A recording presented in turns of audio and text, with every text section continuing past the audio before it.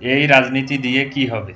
বাংলাদেশের রাজনীতিটা এমন, যেই সময়টায় থাকার কথা ছিল অনেকটা সুখে, যেই সময়টায় থাকার কথা ছিল তার তসবিহ হাতে, আর সেই সময়টায় এখন তার হ্যান্ডকাপ হাতে।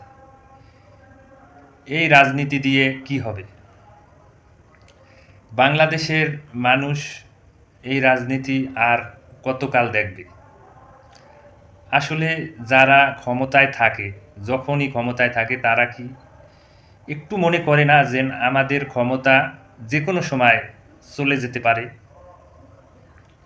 হাজার হাজার কোটি টাকা লুটপাট করে এখন তারা জেলের অন্ধকার কুঠুরিতে দিন কাটাচ্ছে।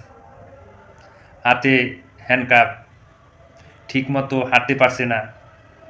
এক একজনের বয়স, এই বয়সে তাদের নামাজ কালাম পড়ার কথা ছিল, আল্লাহর ইবাদতে মশগুল থাকার কথা ছিল। সেখানে তারা এমন কাজ করছে, ক্ষমতা পেয়ে এখন তারা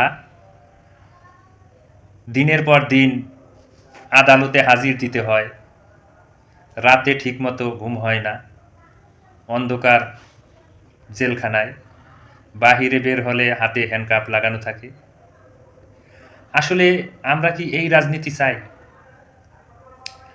যারাই আমরা এখন ক্ষমতায় যাব, যেই দলই যাবে, আসলে এদেরকে দেখে তাদের অবশ্যই একটু বোঝা উচিত যে ক্ষমতা কারো চিরস্থায়ী নয়।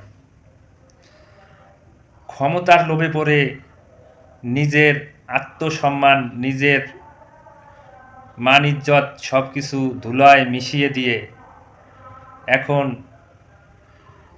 শেষ বয়সে এসে তারা কতটা অসহায়। তারা বলে আমরা হাজার হাজার কোটি টাকা লুটপাট করছি, কিন্তু এখন চিঁড়ামুড়ি খাই, কারাগারে রুটি ভাগ করে খাই।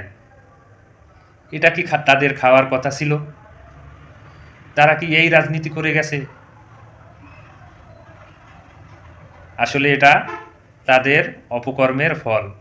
এখান থেকে আমাদের সকলের শিক্ষা নেওয়া উচিত যে ক্ষমতা চিরস্থায়ী নয়। ক্ষমতার জন্যে এত কিছু কইরা কোনো লাভ নাই। তো আশা করি সামনের দিনগুলি, সামনের যারা ক্ষমতায় যাইবে, তারা অবশ্যই এদের কাছ থেকে শিখবে। আর যদি না শিখে, তাদেরও এই অবস্থাই হবে।